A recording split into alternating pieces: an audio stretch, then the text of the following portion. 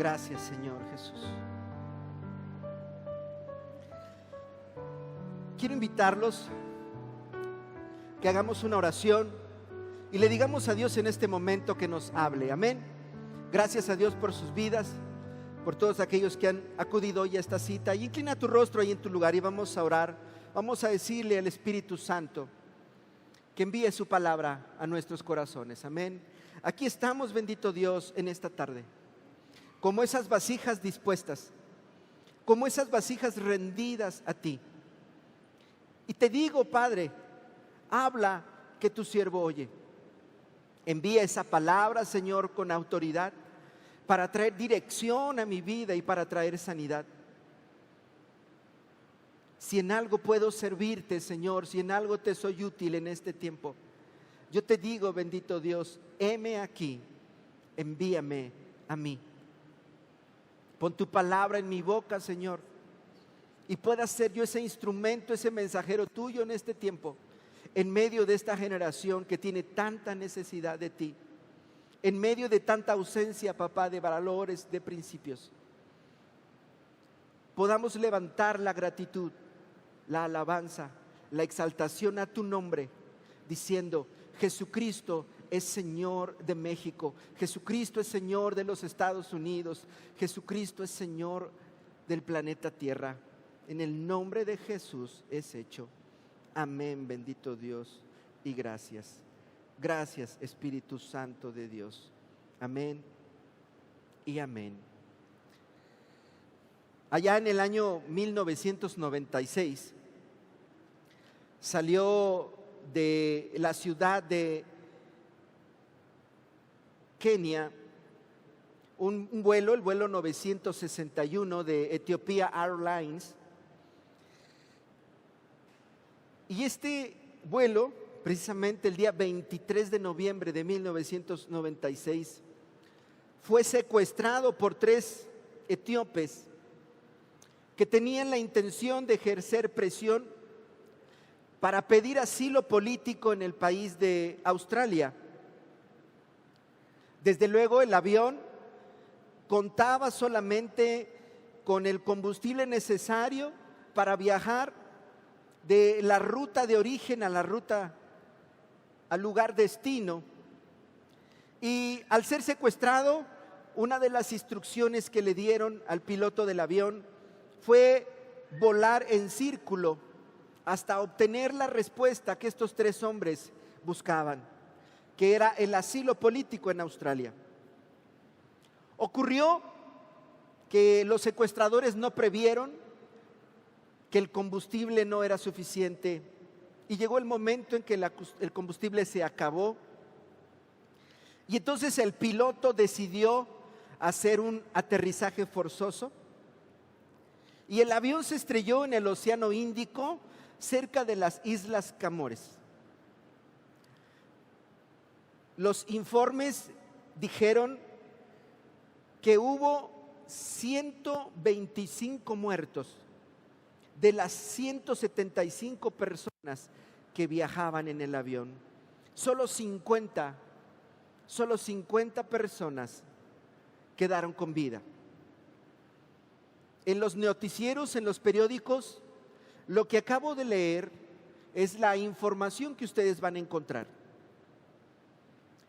Pero en ese avión, ese día, viajaba un pastor, viajaba un anciano de la Iglesia Cristiana Internacional de Addis Ababa. Él se llamaba Andrew Mickens. Y cuando el encargado, la persona que dio el aviso a los pasajeros del vuelo 961 de Ethiopia Airlines, era dado el aviso de que iban a tener un aterrizaje forzoso, que abrocharan sus cinturones y que buscaran tener la mayor seguridad posible. El anciano de la Iglesia Cristiana Internacional, Andrew Mickens, se puso de pie y comenzó a hablar a los pasajeros, tratando de que se tranquilizaran, tratando de que se calmaran. Y en ese momento les dio la mejor palabra que podía traer paz a una persona en medio del problema. Les presentó el plan de salvación.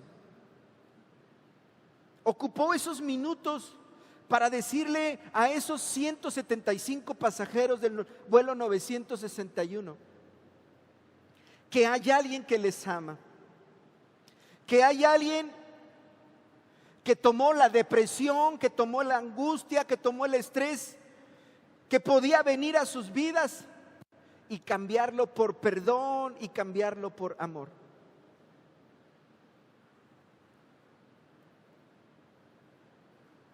Uno de los 50 que sobrevivieron, quien era un hombre parte de la tripulación, dio el testimonio de que después de que el hermano Andrew Meekins terminara de predicar, 20 personas, incluyendo uno de los tripulantes o uno que era parte de la tripulación del avión, aceptó a Jesucristo en su corazón. De esos 20 que recibieron a Jesús, todos fallecieron. Y uno, quien mencioné, que era parte de la tripulación que también recibió a Jesús, después del aterrizaje forzoso, unas horas después, falleció en los brazos de quien dio el testimonio.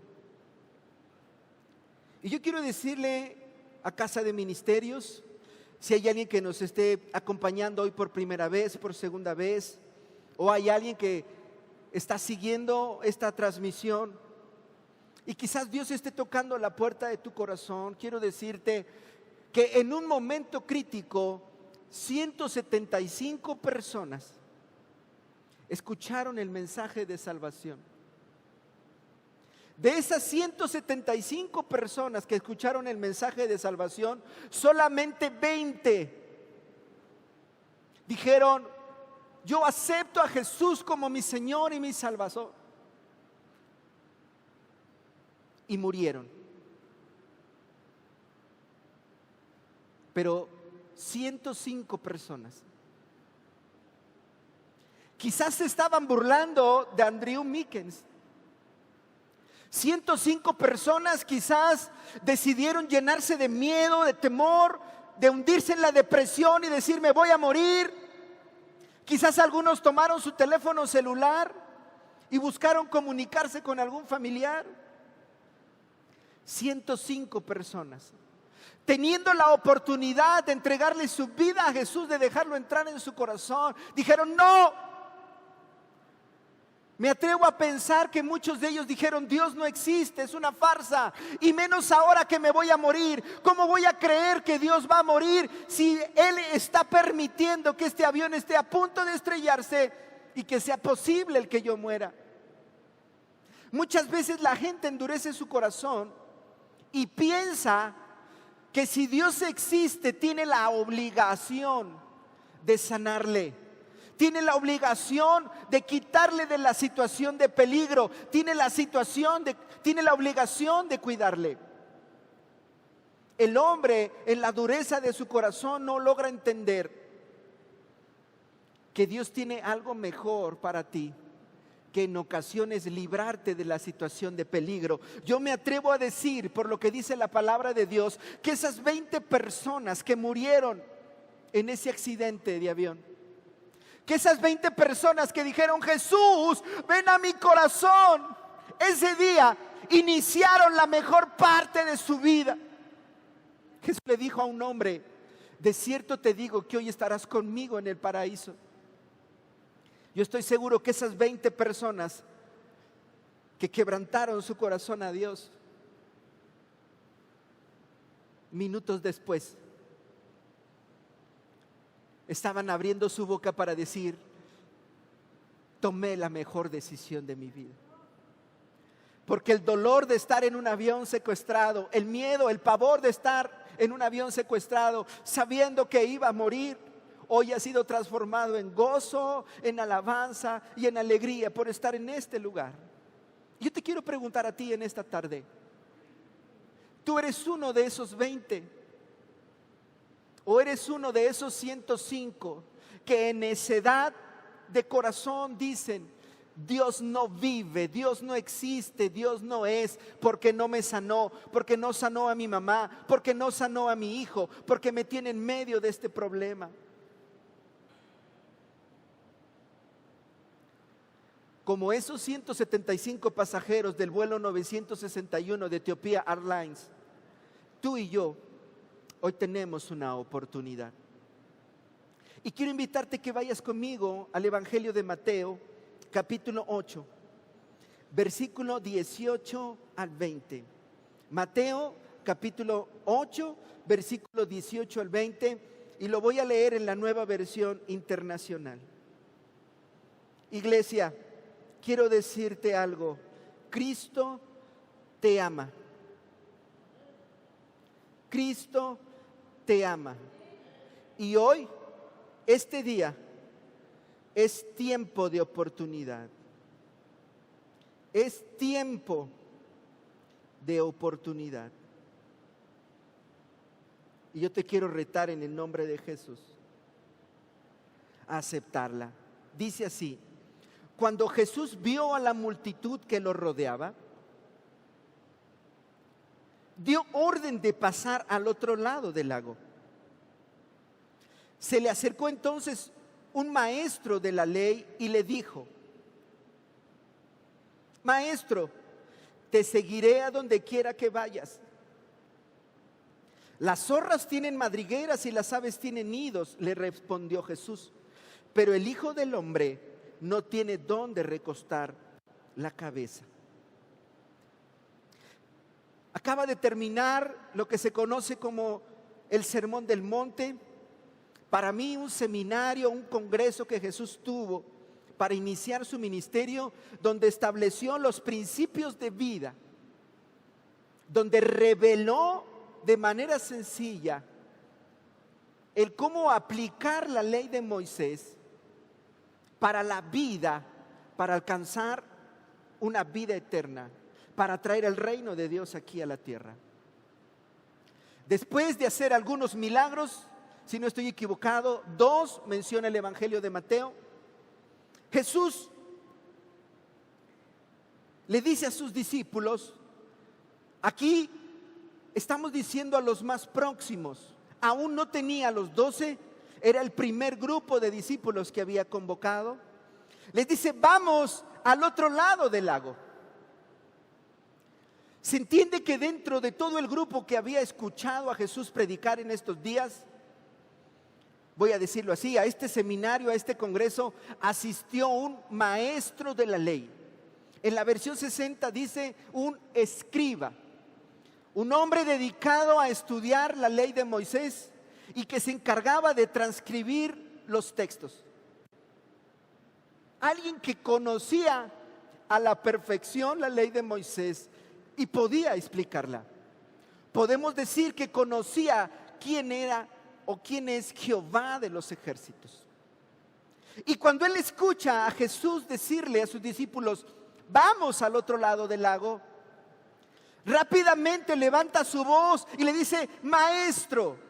Aquí es interesante que al llamarle maestro, un escriba, un fariseo, un maestro de la ley, está implicando que había recibido toda la enseñanza de Jesús. Y que al escuchar la predicación de ese joven, al escuchar la enseñanza reciente de esa nueva noticia de lo que es el evangelio del reino de Dios, él había sido impactado. Quizás en algún momento su corazón vibró, saltó y dijo: en verdad, nunca ha hablado hombre como este. ¿Sabes? Le dijo maestro. Voluntariamente se rindió a la autoridad de Dios. Voluntariamente se reconoció un discípulo de Jesús. Y entonces le dice: quiero seguirte, a donde quiera que tú vayas, yo voy a ir. Jesús acaba de decir: vamos al otro lado del lago. Y este hombre le dice: a donde quiera que tú vayas, te voy a seguir. La respuesta de Jesús, decimos en español, pareciera un cortón determinante. Pero no es así. Este maestro de la ley, este escriba, lleno de entusiasmo, quizás por el fervor que había en su espíritu, por la palabra que acababa de recibir, por los milagros que acababa de ver, un leproso había quedado sano, un paralítico había quedado sano. Quizás se desbordaba su espíritu por lo que acababa de oír y de ver. Y dijo: yo quiero estar contigo, yo te quiero seguir.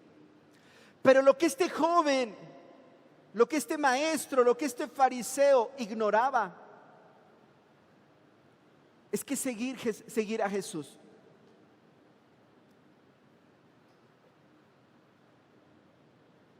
era seguir el camino que conducía a la cruz.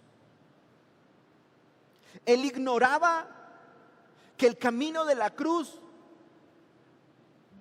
es un camino de privaciones y de sacrificios. Jesús no quiso decirle que servirle, que seguirle a Él es vivir en pobreza, en miseria. Pero el apóstol Pablo en algún momento nos dice: sé vivir en la abundancia y sé vivir en la necesidad. Dado que el evangelio del reino trata con nuestro carácter, trata con la formación de nuestra persona, se tiene que vivir un proceso, tiene que haber experiencias que cultiven tu identidad. Y este joven, este escriba, este maestro de la ley, no pudo discernir.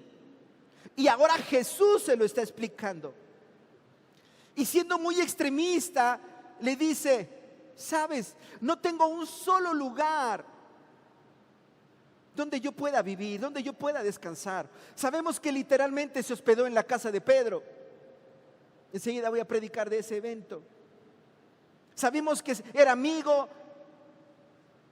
de María, era amigo de Marta. Quizás en muchas ocasiones se hospedó con ellos también.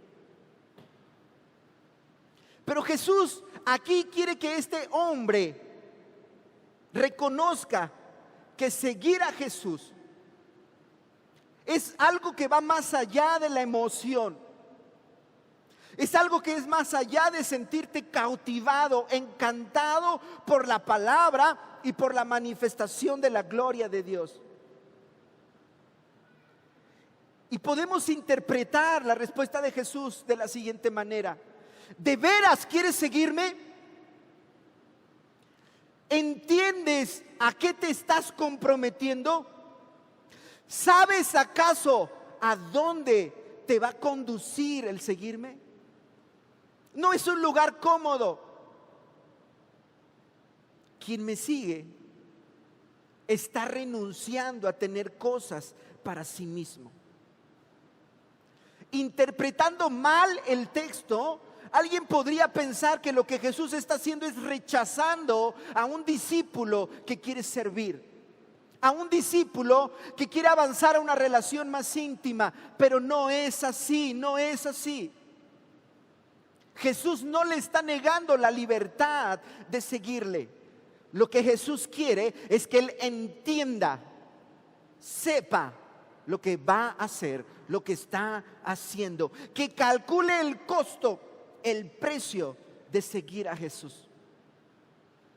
Lo que Jesús quiere es que este maestro de la ley entienda que el seguirle a Jesús te guía por un proceso de abundancia, de escasez, de problemas, de alegrías. Porque es necesario estar firme en el día de la prueba. Y viene a mi mente una frase: en muchas ocasiones llevar la cruz de Cristo es dolor.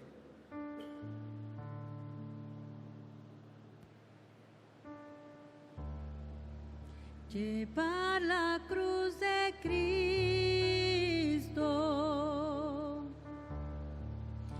a veces es dolor,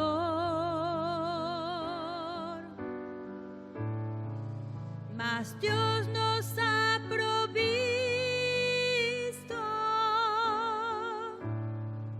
la senda de su amor.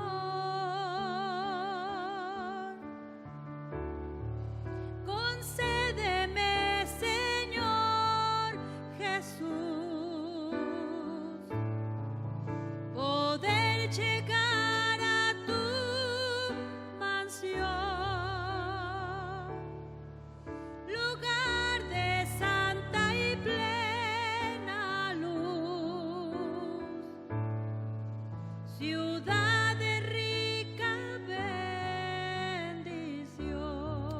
Aquellos que hemos decidido abrirle nuestro corazón a Dios, aquellos que un día hemos hecho una oración de fe para decirle: te acepto como mi Señor y Salvador. Hemos aprendido que hay que perdonar a los que te lastiman. Y esto no es fácil para muchos. La carne se resiste porque tiene presente la herida, tiene presente el dolor de la experiencia. Pero cuando alguien ha rendido su vida a Dios, sabe que parte del dolor por seguirle es el perdón. Y no solo eso. Me encanta la expresión de Mateo cuando Jesús dice: es increíble que con todo el dinero que tuvo David, no se pudo hacer una ropa tan hermosa como la que el Señor Jesús le ha dado a las plantas, a las flores. Con toda su riqueza, no pudo vestir tan bello como una de estas flores. Wow. Pues si las flores pueden vestir con tal belleza, pues si aún las aves tienen un lugar donde hacer un nido. Él dice que cuando tú renuncias a todo por ponerlo a Él en primer lugar, Él promete sustentarte. Pero quiere que entiendas algo. Necesitamos pasar por un proceso. Este hombre era un maestro de la ley, era alguien que enseñaba la palabra de Dios, alguien que conocía que el pueblo de Israel estuvo 40 años en el desierto dando vueltas y experimentó uno de los milagros más grandes que puede haber en el planeta Tierra: su calzado, su ropa.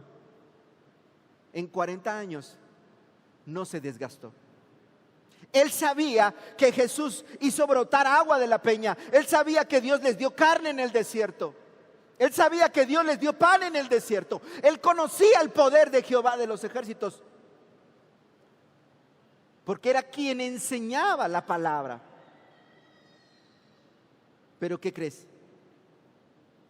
Cuando le dijeron que seguir el camino de Dios es inseguridad, es inestabilidad,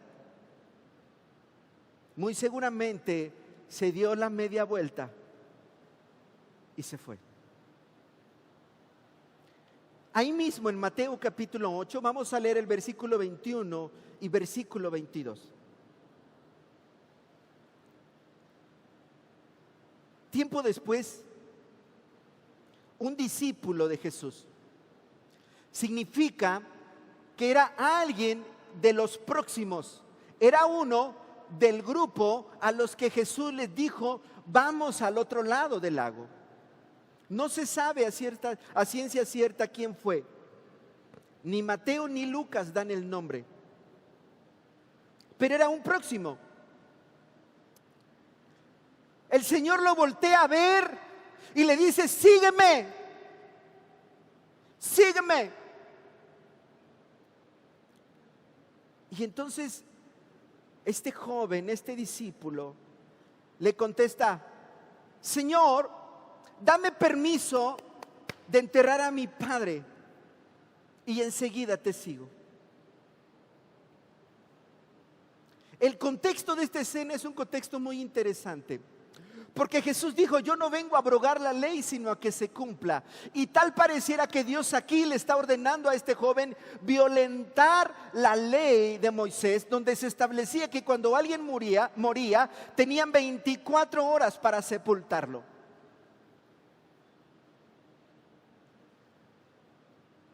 Entonces, interpretando bien el contexto del pasaje, Jesús lo que le está diciendo al discípulo es algo interesante. Si realmente tu papá se hubiera muerto, tú no estuvieras aquí. Porque acabo de predicar en un congreso, acabo de predicar en un seminario y ahí estuviste. Y ahora que te dije, sígueme, ¿me estás diciendo que tu papá se murió? Si tu papá se hubiera muerto, literalmente, no hubieras venido a la actividad. Hubieras cumplido con lo que la ley dice de haber ido a sepultarlo. La ley marcaba 24 horas para sepultar al recién fallecido. Entonces no me vengas con pretextos.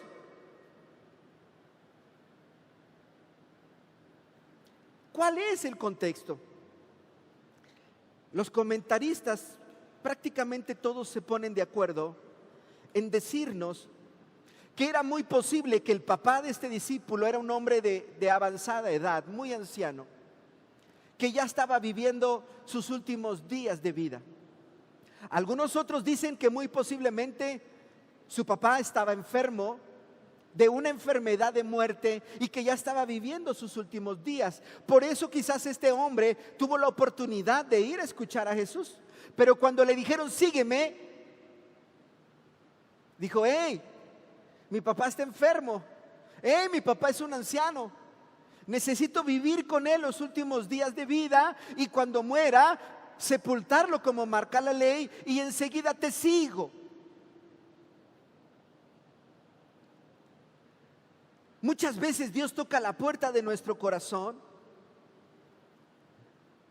y tú y yo sabemos que es lo mejor que podemos hacer, seguir a Jesús, pero le decimos: Señor, de momento no puedo seguirte porque tengo que ir a pagar el recibo de la luz.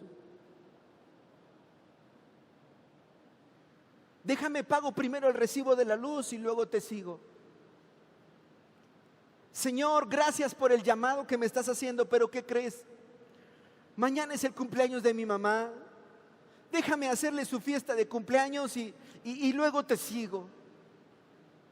Quizás Dios ha tocado la puerta de tu corazón y te dice: es el tiempo de que tomes la dirección de un grupo de amistad. Y tú le contestas: Señor, ¿qué crees? Fíjate que los miércoles pues voy a hacer zumba y yo tengo que cuidar el cuerpo del Espíritu Santo. Estoy muy gorda, estoy muy gordo y tengo que ir a la zumba. Señor, déjame que adelgace y luego dirijo el grupo de amistad.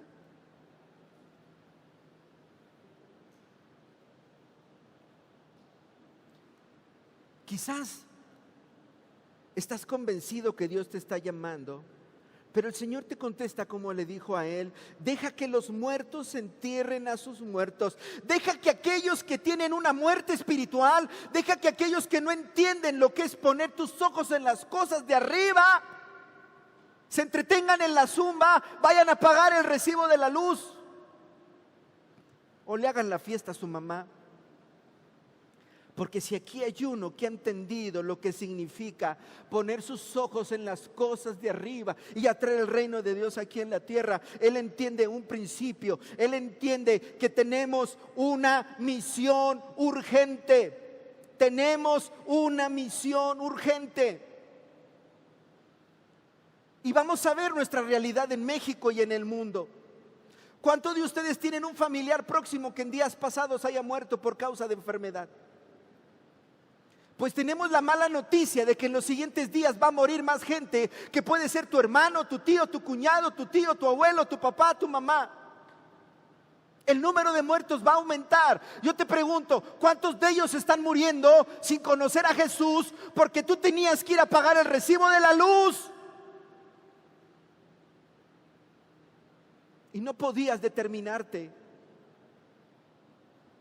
a predicar el plan de salvación? Andrew Mickens,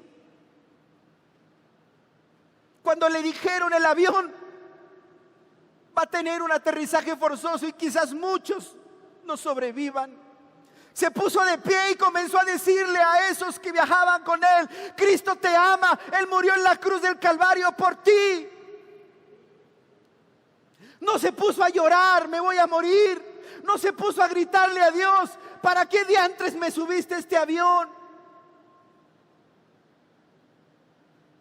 Entendió que un discípulo de Jesús está dispuesto a seguir a Jesús por encima de las circunstancias. Mira un ejemplo muy sencillo. Cuando hay un accidente automovilístico, hace un tiempo veníamos de San Luis Potosí para Guanajuato, mi esposa y yo veníamos solos en el carro, y en una curva que está ahí sobre la carretera de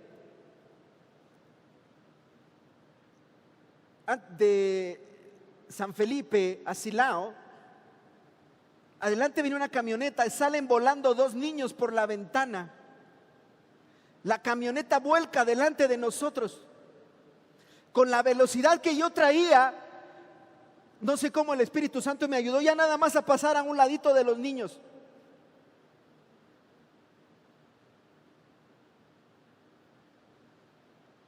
Cuando hay un accidente automovilístico y llegan los médicos, llegan los paramédicos, fíjate bien, cuando se dan cuenta que una persona está muerta, la olvidan, la dejan, la abandonan. Y si ven que uno, dos o tres están vivos, tienen signos vitales, se centran en el que tiene signos vitales. El muerto, sobre el muerto las coronas. Si los médicos saben que el muerto no importa porque ya está muerto, imagínate este discípulo: mi papá está muerto, déjame ir a enterrarlo. Pues no pierdas tu tiempo, ya se murió. ¿Qué ganas? Chillar y deprimirte. Hay gente ahorita que está viva, que por la palabra que sale de tu boca puede alcanzar la vida eterna. Entiende lo que es urgente, entiende lo que debes hacer. Entonces Jesús está confrontando a este de sus discípulos con una decisión y le está diciendo: ¿qué camino vas a seguir? Dos caminos hay en la vida y los dos son diferentes. ¿Sabes?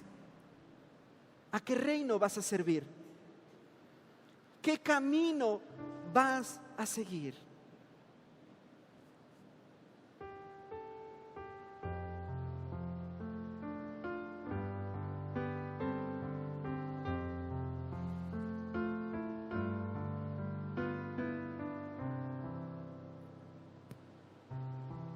Dos caminos hay en la vida y los dos muy diferentes. Uno te lleva a la vida y el otro lleva a la muerte, y el otro lleva a la muerte. ¿Cuál de los dos vas a seguir? Tu decisión debes hacer. Si a Jesucristo o al dinero, sigue el mejor,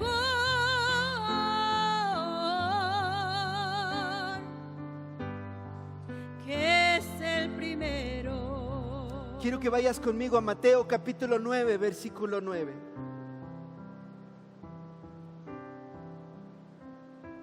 Sabes, Dios está tocando la puerta de mi corazón en esta tarde. Y sé que también está tocando el tuyo. En Mateo capítulo 9, versículo 9, encontramos la siguiente escena.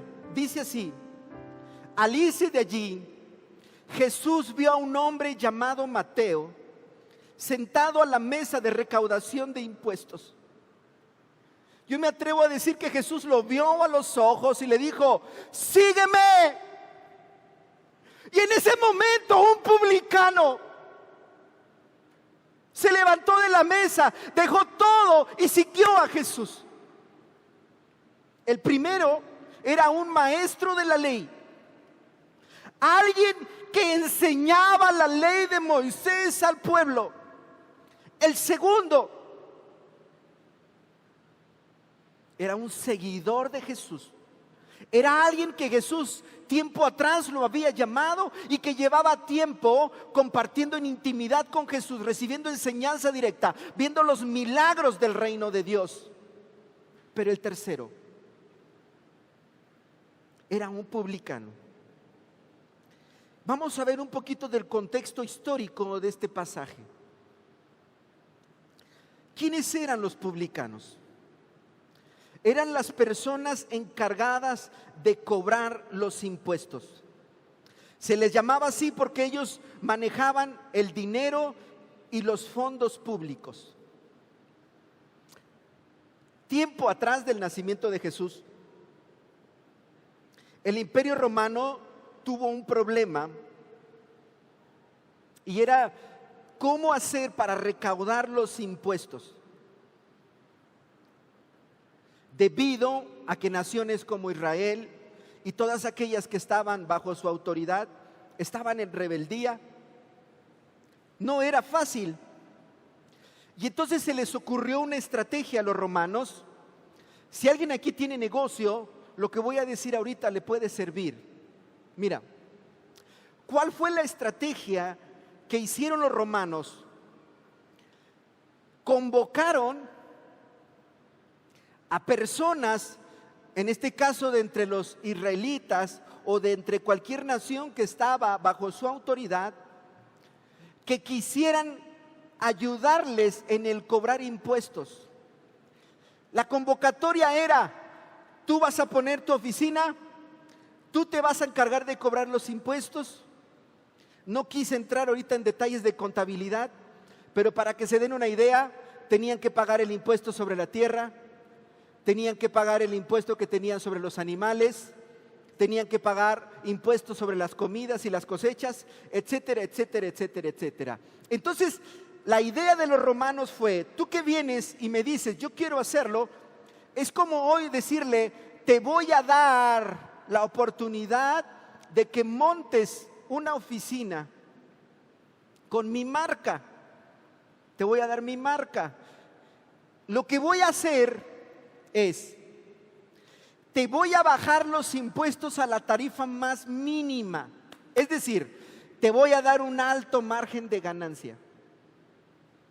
¿Cómo ves? ¿Le entras?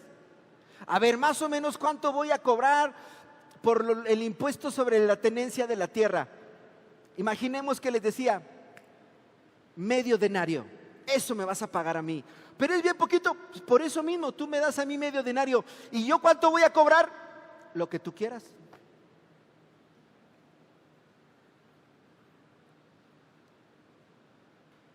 Mucha gente hoy en día tiene problemas con la mano de obra, porque una de las crisis que estamos viviendo en esta generación es que la gente no tiene valores ni principios. Por tal razón son malos obreros, son malos empleados. Y la mayoría de ellos, en la maldad que hay en su corazón, todavía cuando se salen del trabajo demandan las empresas. Bueno, eso es otra historia. Pero mira la idea de los romanos. Te voy a dar un margen alto de ganancia, pero tú hazte bolas. Yo no quiero saber nada de los israelitas.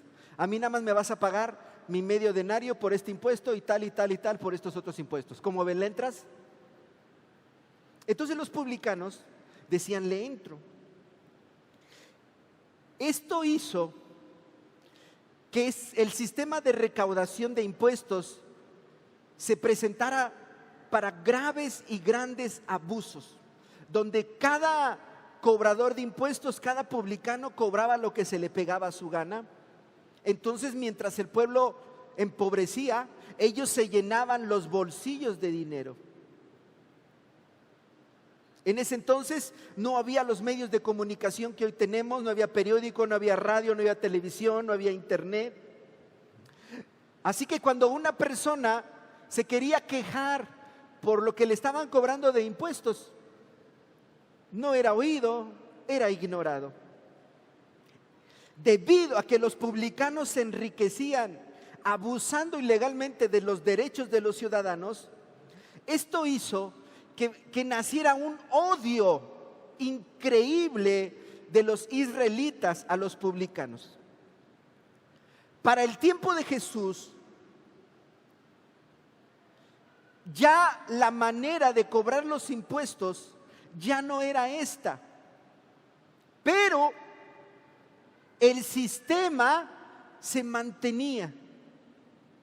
Es decir, los publicanos siguieron cobrando excesivas cantidades de impuestos y los romanos, con que recibieran el dinero que les pedían, esto es más que suficiente. Hace muchos años mi papá tuvo una combi, una pecera en la Ciudad de México, y el problema que tenía era que el chofer no le entregaba la cuenta. Siempre que el chofer agarraba la combi se descomponía, lo paraba el tránsito y no salía la cuenta. Y cuando mi papá manejaba la combi sí salía la cuenta. No sé si a alguien le ha pasado así. Después de un tiempo mi papá terminó vendiendo esa combi porque dijo: no es negocio. Yo no conocía Mateo 9:9, que si lo hubiera conocido en ese entonces le hubiera dado a mi papá un consejo. ¿Saben qué consejo le hubiera dado?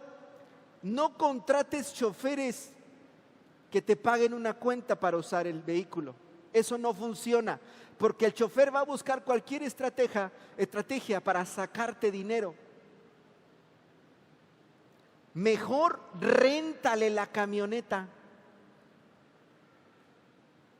Es mejor que te dé algo poco y seguro, a que por tú querer ganar más pierdas todo. Interesante, ¿no? Esa fue la manera de pensar de los romanos. Mejor réntale la combi. ¿Sabes qué? Te voy a rentar la combi en 500 pesos, pero tú te encargas de los mantenimientos y si ganas 100,000 son todos tuyos. Tú nada más me das 500.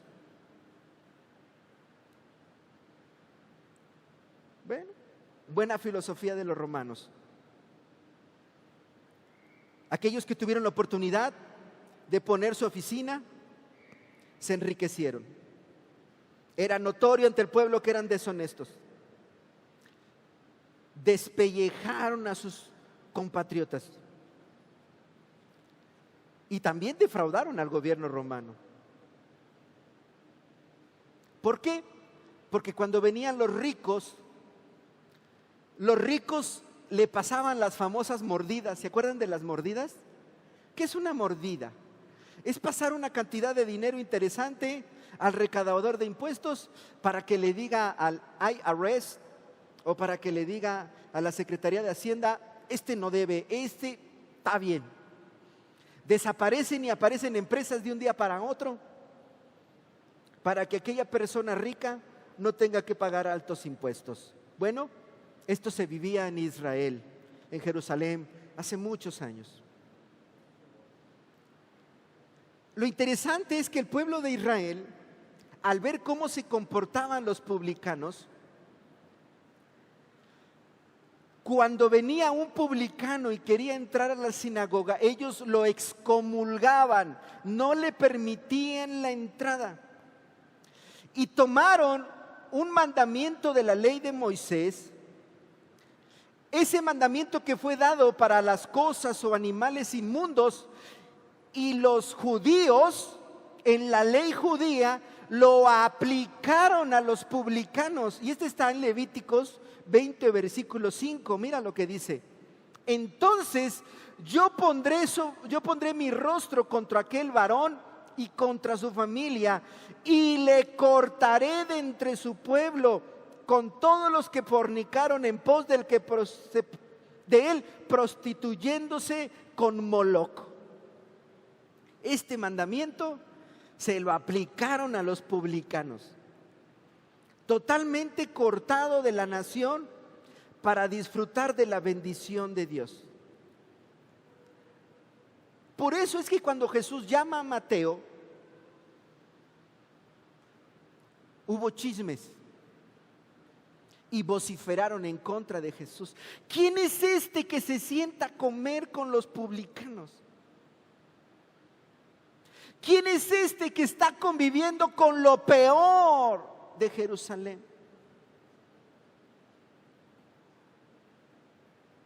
¿Sabes? Mateo, al igual que todos los publicanos, era odiado por el pueblo. Entonces, el Jesús llamar a Mateo es un ejemplo para ti y para mí de que si pudo llamar a lo peor de Jerusalén a Mateo, puede también esta tarde estar tocando tu corazón. Un destino, ganó un propósito para su vida. Ganó la dignidad, ganó paz, ganó gozo, ganó un interés por la vida que nunca antes había conocido. Gloria a Dios. Ten presente que con toda su riqueza David no pudo comprarse un vestido tan hermoso como el que Dios le dio a las flores. El dinero no compra la felicidad. Hay gente que solamente está contenta en su familia los días de quincena o los días de mes o cada 8 días, cuando ingresa una moneda. Pero ¿qué pasa cuando el dinero se ha gastado y ya no hay? ¿Se quieren divorciar? ¿Los hijos quieren cambiar de papá? Eso no es felicidad. Pero hay muchas familias, Sander, que así viven. Y le llaman felicidad a tener una moneda y gastarla y medio reír hipócritamente. Eso no es felicidad y eso no es estabilidad. Mateo tenía todos los argumentos naturales para no seguir a Jesús. Pero al recibir el llamado, dejó todo y lo siguió. Yo te quiero preguntar, ¿en dónde está tu corazón ahora? ¿En dónde está tu corazón ahora?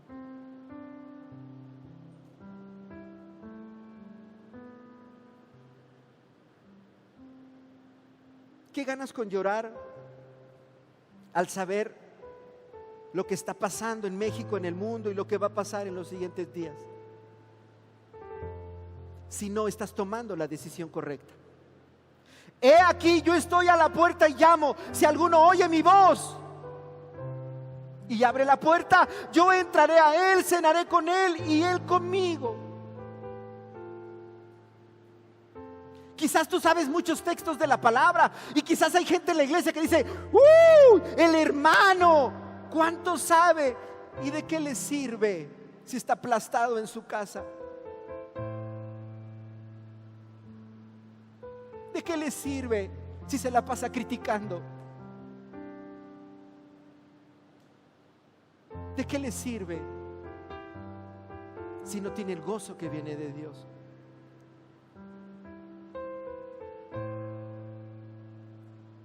Quizás haya otro que sea un discípulo fiel, un discípulo seguidor, que pareciera que es un escudero y que siempre está a la orden.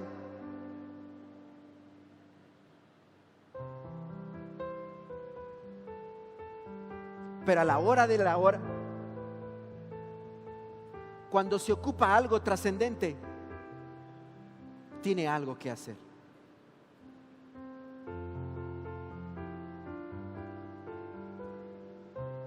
Pero de repente llega la escoria, de repente llega la basura de la sociedad, de repente llega un hombre, una mujer, decimos en México, por quien no darías ni un peso.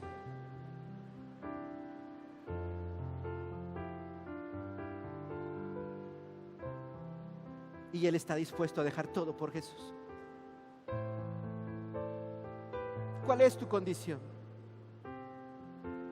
¿Cuál es tu condición? estamos viviendo un tiempo de oportunidad para nosotros y para aquellos que no conocen a Dios. Lucas, cuando narra este pasaje paralelo, él agrega una frase que Mateo no pone. Ahora, Mateo fue de los discípulos de Jesús, fue llamado allí. Quizás Mateo no vivió este hecho de manera directa y se lo platicaron o lo vivió de lejos, pero Lucas, si leen el pasaje paralelo en Lucas, cuando Jesús llama al discípulo y le dice sígueme, le dice sígueme y ve a predicar el reino de Dios. Y el discípulo le contesta, dame permiso para ir a enterrar a mi papá y después voy. Lucas está agregando la comisión. Sígueme y ve a predicar el reino de Dios. Es decir, tú no vas a ser uno de los discípulos que va a andar conmigo a donde yo voy. Tú no vas a ser uno de los discípulos que va a dormir donde yo duerma. Tú vas a ser uno de mis discípulos que ya estoy enviando a otro lugar para que si yo estoy predicando aquí, tú estés predicando acá. Lucas está registrando por primera vez a Jesús enviando a un discípulo con la autoridad de él para predicar el reino de Dios. Pero él dijo, ¿y dónde voy a vivir? ¿Y cómo le voy a hacer con mi trabajo? ¿Y de qué voy a vivir? ¿Y si no me alcanza? Escúchame bien, cuando pones tu confianza en ello, tú dependes de ello en lo que crees. Muchos de ustedes no han pasado a la sobrenaturalidad de Dios porque no han sido capaces de poner su confianza en Dios. Como no han puesto su confianza en Dios, ustedes no dependen de Dios. Y Dios no tiene compromiso contigo. Esto es fuerte, lo voy a repetir. Tú dependes de quien confías. Y en quien confías está tu seguridad.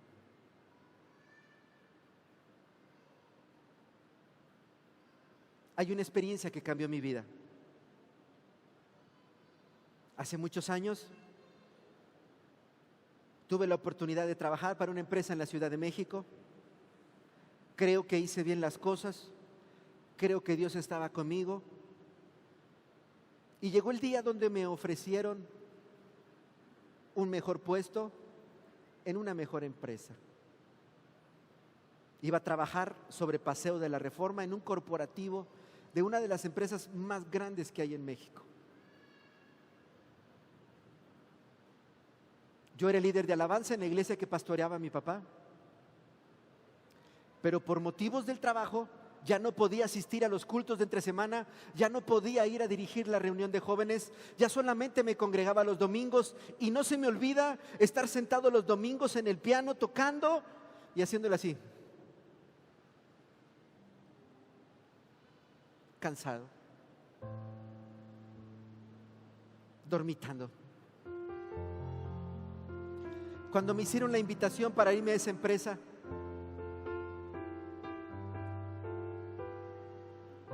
yo tuve que tomar una decisión. Y no era ver si me convenía ese puesto y ese salario. Ya llevaba yo 6 meses sin congregarme a la reunión de entre semana. Ya llevaba yo 6 meses sin ir a la célula de jóvenes. Ya llevaba yo 6 meses medio tocando dormido, porque tampoco podía ir a los ensayos del grupo de alabanza, porque tenía que trabajar.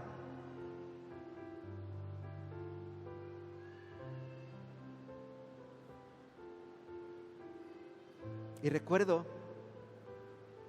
que renuncié al trabajo. Joven, recién egresado de la universidad, ya tenía un buen salario, renuncié a él.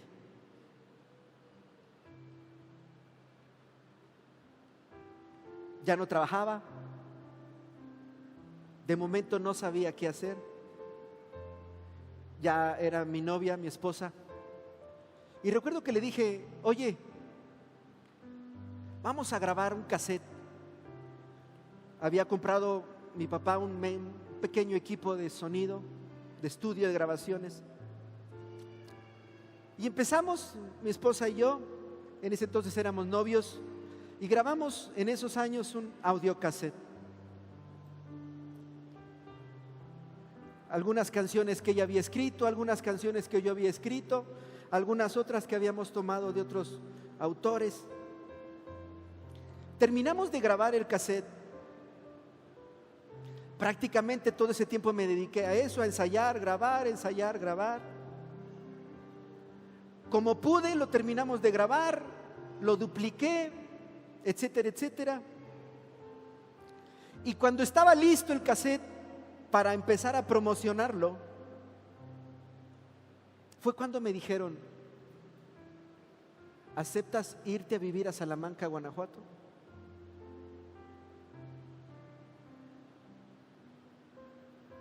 Dios me regaló de cumplir uno de mis sueños naturales, que era grabar un cassette, pero no me permitió ir a ninguna iglesia a cantar, a ningún evento a tocar y cantar para promocionar ese audiocassette. Ahí tengo en mi casa todavía una caja llena de cassettes que dupliqué. De repente mi hija, cuando limpia: ¿ya tiro esto, papá? Le dije: no, porque esa caja de cassettes me recuerda a mi pasado.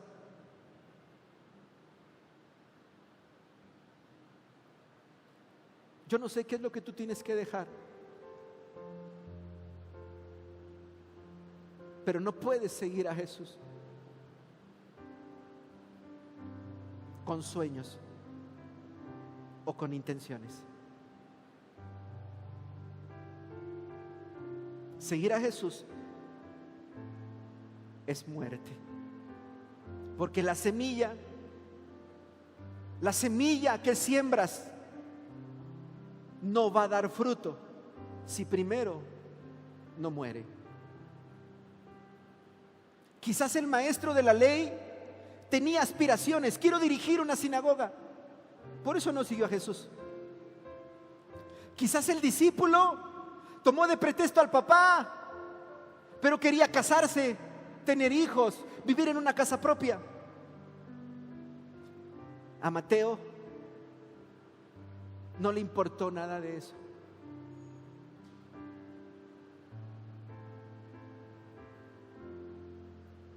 Yo no sé cómo te sientes tú,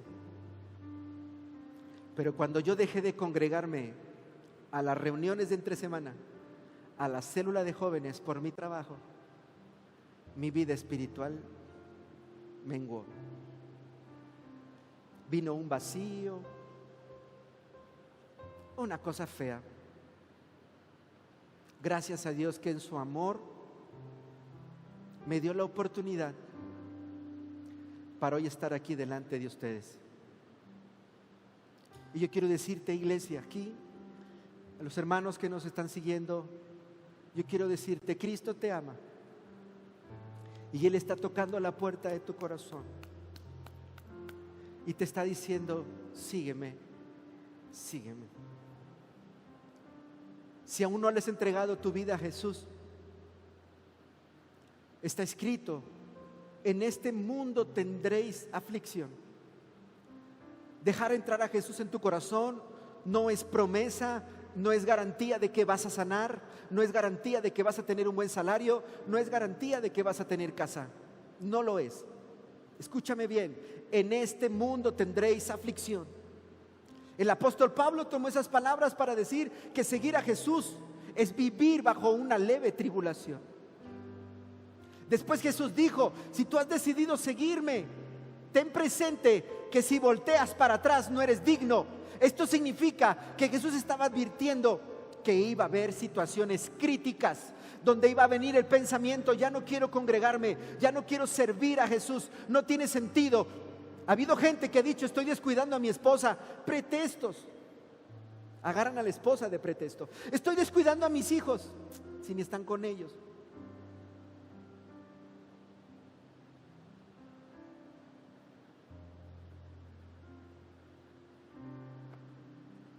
Pero Él lo dijo: